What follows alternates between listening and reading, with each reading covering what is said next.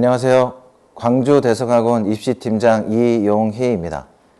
오늘은 2022학년도 입시를 준비하는 고등학교 3학년 학생과 재수생 학생들을 위해서 올해 중요한 입시 핵심 이슈 부분들을 수험생 여러분께 정리해드리는 시간 갖도록 하겠습니다. 올해 2022학년도 입시 환경은 고등학교 3학년 학생들의 누적 인원수가 약간 증가했지만 대입 정원은 작년 대비 수시 정시 약학 비율 학생들의 증가로 인해서 1,600여 명 정도가 증가된 추세입니다. 작년에 특히 정시에서 학생들의 커트라인 점수가 눈에 띄게 지방국립대까지 하락되는 지점들이 확인되었기 때문에 자연계열 상위권 학생들부터 중하위권 학생들까지 수시와 정시에서의 전략 부분이 인원수와 누적 정원에 따라서 약간씩의 전략적 변화들이 확인되는 시점이라고 보시면 될 것 같습니다. 한 예로 추가해서 고등학교 2학년의 경우에는 올해 4월 달에 내년도 정원이 발표되겠지만 이 정원의 증감 요소가 올해 고등학교 1학년 학생들은 올해 고3에 비해서 5만 명 정도가 감소되는 추세가 더 확인되는데 대학별 정원들이 내년도 4월 달에 어느 정도의 감소 비율로 확인될지는 좀 눈여겨볼 점이라고 봐야 되겠습니다. 첫 번째 이슈입니다.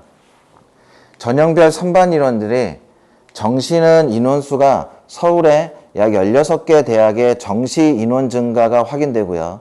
마찬가지로 서울의 16개 대학에서는 정시가 증가된 인원과 비율만큼 수시에서는 감소되는 한 해입니다.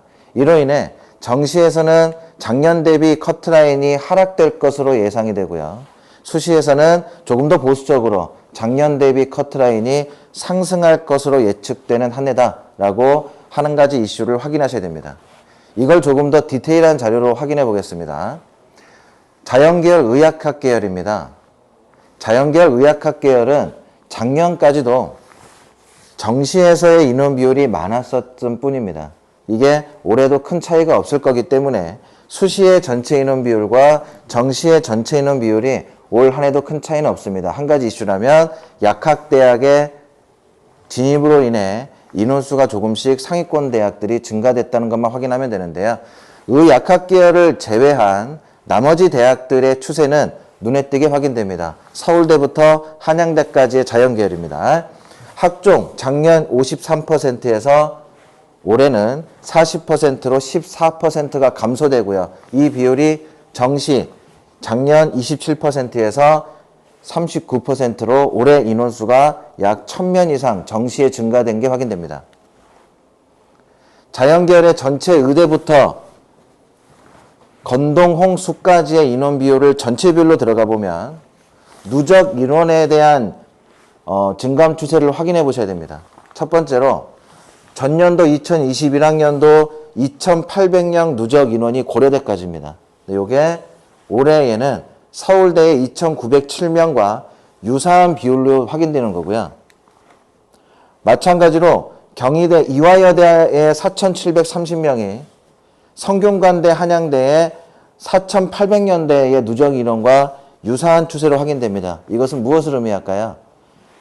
작년에 고려대 자연계열 공과대를 쓴 학생이 올해는 정시에서 서울대의 누적 인원까지 지원이 가능한 시대, 그리고 이화여대나 경희대를 지원했던 자연계열 공과대 학생이 성대나 한양대 누적 인원까지 지원할 수 있는 정시 인원 비율이 자연계에서 확인되는 겁니다. 인문계 보겠습니다. 서울대부터 한양대까지 학종 53%에서 39%로 약 1,000명 이상이 감소하고요. 정시에서는 28%, 39%로 약 1,000명이 정시에서 인원이 증가되는 추세가 확인됩니다.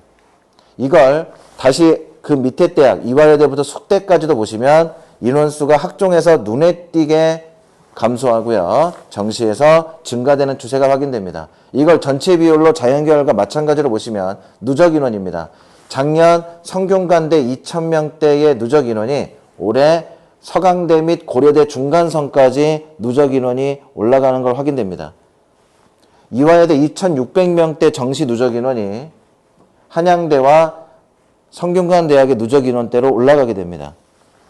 숙명여대 5,600명대 누적 인원이 시립대학교 5,800명대 누적 인원으로 올라가게 되죠. 물론 수시에서는 인원수가 더 줄어들었고 그 인원이 정시로 옮겨지는 현상들이 발생될 것이지만 작년에 비해서 정시의 커트라인은 정시의 주요 대학의 누적 인원의 증가로 인해 커트라인이 조금 더 하락되고, 그러면 정시는 어떻게 해야 되느냐? 조금 더 이전 연도에 비해서 조금 더 소신 지원의 형태가 정시에서 눈에 띄게 확인되는 전략적 포지션이 되는 지점이 바로 정시에 있음을 확인할 수 있습니다.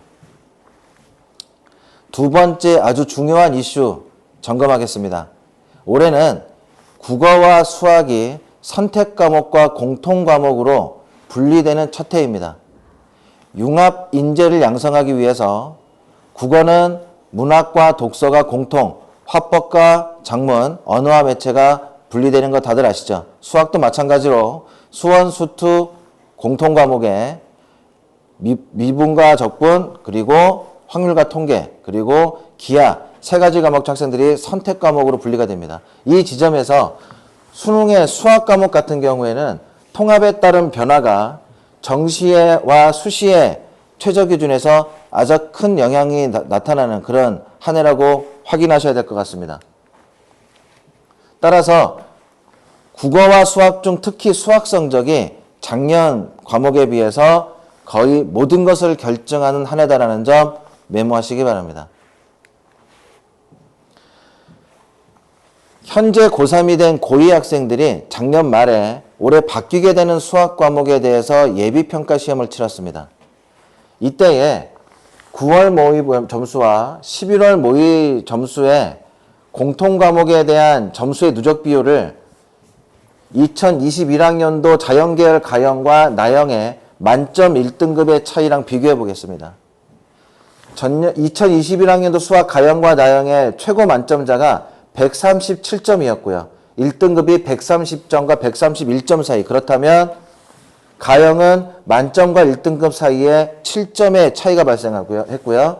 나형은 6점의 차이가 발생했습니다. 이게 공통 과목으로 자연계열 학생과 인문계열 학생들이 모두 합해져서 평가가 되는 이 지점에서 난이도의 차이가 어렵게 나왔을 때 159점에서 140점으로 19점의 표준 점수 차이, 그리고 조금 더 중간 정도 난이도가 나왔다고 하더라도 146점의 최고점 만점자와 1등급 137점의 격차, 결국 19점에서 9점의 표준 점수의 격차는 2021학년도 자연계열 학생과 인문계 학생들의 만점자와 1등급 사이의 격차보다 조금 더 벌어지는 시점들이 확인이 됩니다.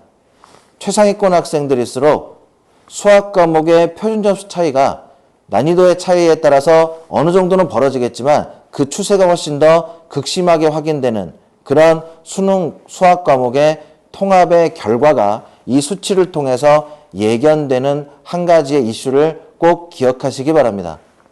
이 지점은 공통 수학 과목인 수원 수투를 100분위로 나누어 봤을 때 수학 가형의 99점 원점수 95.5%의 비율, 96%의 1등급 컷인데요.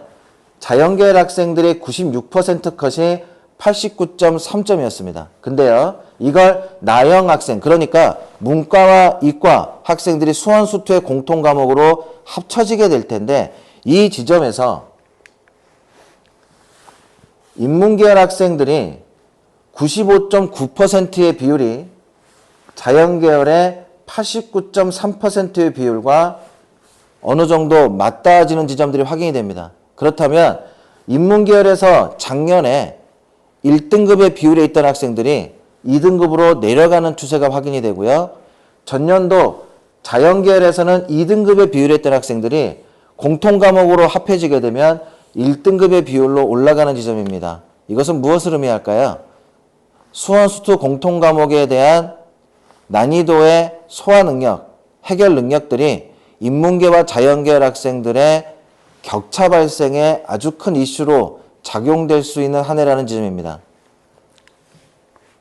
이 부분을 조금 더 점수의 수치로 확인해 보시면 앞서 보여드렸던 자료를 조금 더 길게 내려빼 봤습니다. 다시 한번 확인할 수 있지만 95.9% 비율의 인문계 학생은 문과 학생들끼리 경쟁한 나형이었다면 1등급입니다.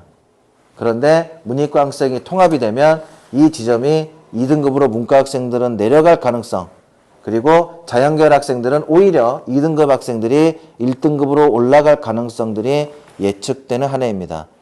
약간의 점수에 따른 난이도에 따른 비약 점수가 있다고 볼 수 있으나 그럼에도 불구하고 수원, 수투라고 하는 공통 과목을 자연계열 학생과 인문계열 학생이 공통으로 봐야 되는 이 시점에서 학생들의 1등급에 대한 획득의 비율, 그리고 표준 점수에 대한 난이도에 따른 획득의 비율이 인문계 학생과 자연계열 학생들에서 어느 정도의 격차가 발생할 수가 있는 거죠.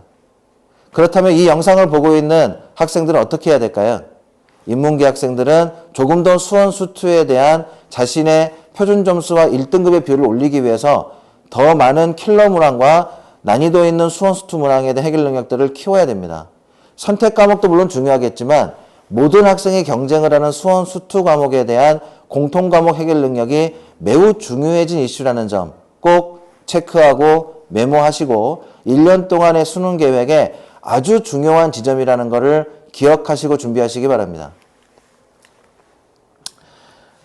약간의 비역은 물론 있겠지만 이 부분을 인원수로 비교해보면 이렇게 되는 거죠. 2022학년도에 1등급 4% 비율을 17,000명으로 예상되는 인원수로 가보면 앞서 보여드린 공통 과목의 100분위 비율로 인원수를 그냥 그대로 환산 수치해보면 자연계열 학생과 인문계열 학생들의 인원수 격차가 매우 극심하게 확인됩니다.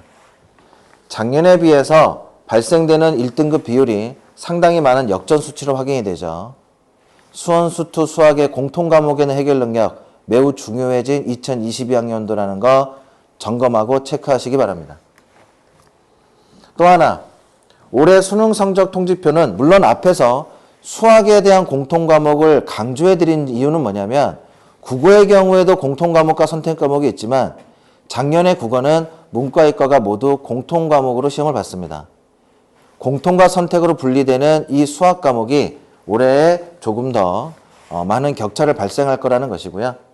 물론 올해의 수학 능력 시험 예상되는 성적 통지표는요. 선택 과목이 메모가 되고 이에 따른 표준 점수와 등급들이 나타나게 될 겁니다. 선택 과목을 선택한 학생들의 그룹에 따라서 표준 편차에 점수의 보정이 들어갈 수는 있겠으나 공통 과목의 격차 발생이 수학에서 발생한다는 점 여러 번 강조해도 지나치지 않을 거라고 생각이 듭니다. 세 번째 이슈입니다. 다들 아시고 계시겠지만 올해는 EBS 연계율이 75%에서 50%로 감소되는 한 해입니다. 학생들은 수시의 수능 최저 기준에 대한 획득, 그리고 정시에서 조금 더 넓어진 지원 추세에 대한 자기 기회 획득을 위해 수능 EBS 연계율이 줄어드는 지점을 어떻게 준비해야 될까요?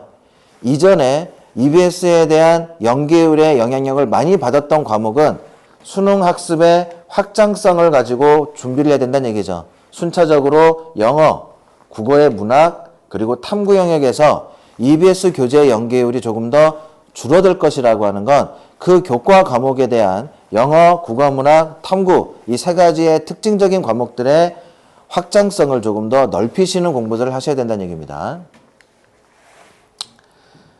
그리고 올해 이슈의 두 번째 핵심 포인트를 다시 한번 짚고 넘어가겠습니다. 자연계열 학생들은 이 지점에 자연계열 학생들이 조금 더 중요한 포지션인데요. 물론 예전에도 자연계열 수학 가형과 과탐을 치른 학생들은 인문계 교차 지원이 가능했습니다. 근데 올해는 수학의 공통 과목에 따라서 문이과 학생들이 함께 밀집되는 점수 격차가 확인되는 지점에서 자연계열 학생들이 교차 지원을 할 수 있는 고려 여부가 정시 전략의 중요한 전략 중 하나라는 점 기억하시기 바랍니다. 이걸 서울대학교의 탐구 점수가 또 하나를 보면은요. 정시의 표준 점수는 변환 표점을 작년까지 반영했습니다. 하지만 올해 서울대 학교만은 변환 표점으로 보정하지 않고 탐구에 나오는 표준 점수의 격차를 그대로 반영한다고 했고요. 두 번째, 서울대학교에서는 제1유형, 제2유형, 제3유형으로 지원의 유형들이 분리가 되어 있는데요. 제1유형의 경우에는 제2외국어와 한문이 꼭 필수 과목으로 지정되어 있고, 제2유형인 자연계열 학과들의 경우에는 과학탐구2가 필수 영역으로 지정되어 있습니다. 이 중 제2외국어 한문의 경우에는 표준 점수가 아닌 절대평가로 바뀌기 때문에 제2외국어 한문의 격차는 줄어드는 반면 탐구의 표준 점수의 격차는 벌어질 것이기 때문에 자연계열 학생들이 제2외국어와 한문을 시험만 봤다면 그 점수의 격차를 표점으로 충분히 해결할 수 있거나 따라잡을 수 있는 추세가 확인됩니다. 제2외국어 한문의 점수 격차가 발생하더라도 절대평가의 감소 지점을 표준 점수의 높은 점수의 격차를 따라잡을 수 있다는 것.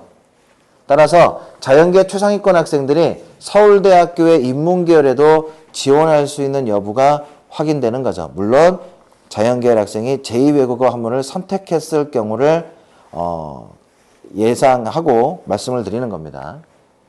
그렇다면 여러분들은 어떻게 생각하시나요? 연세대 전기전자학과를 지원하시겠습니까? 서울대 경영학과를 지원하시겠습니까? 성대 공과계열을 지원하시겠습니까? 연세대학교 경영학과를 지원하시겠습니까?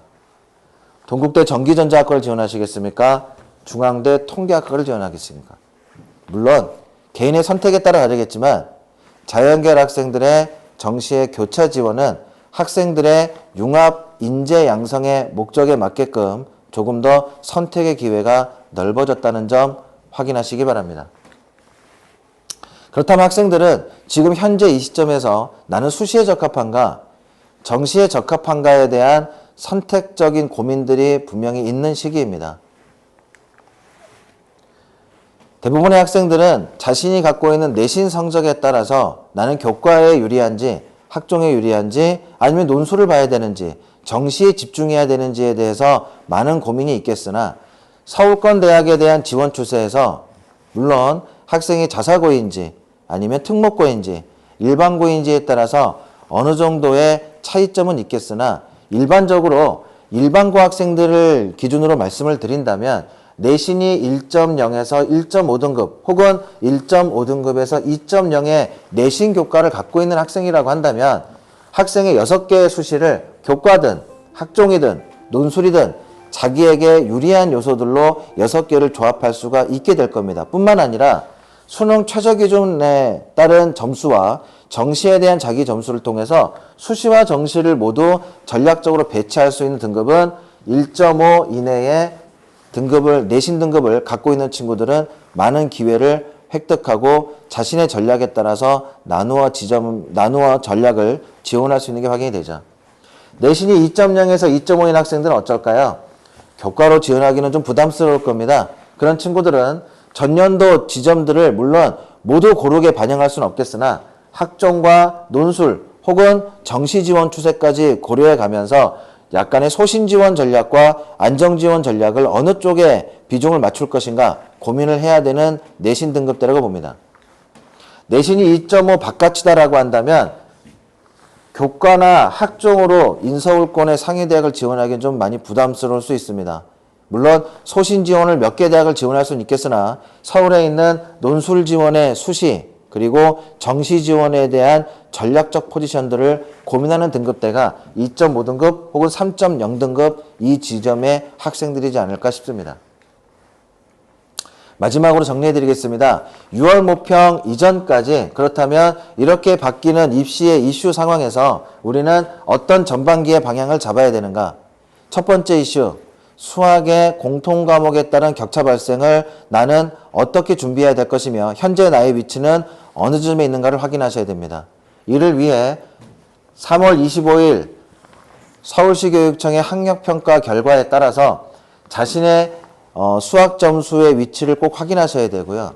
이에 따라서 내가 부족한 난이도를 해결하고 조금 더 공통 과목에 대한 상승 지점의 계획들을 개별적으로 가져가셔야 됩니다.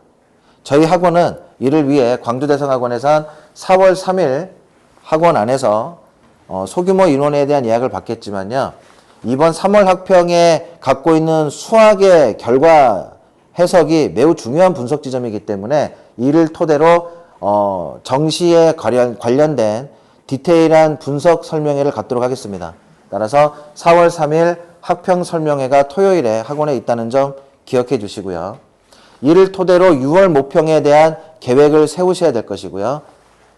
두 번째 전반기에 가장 중요한 점 당연히 6월 모평입니다.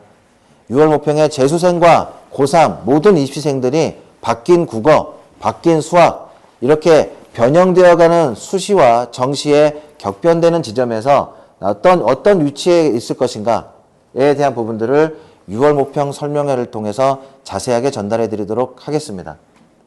뿐만 아니라 학생들은 내가 어느 쪽에 지원을 해야 될 것인지 나의 1년의 계획은 어디에 맞춰야 될 것인지에 대한 자신의 위치에 따른 컨설팅과 전략적인 고민들이 필요한 시점이 바로 지금입니다.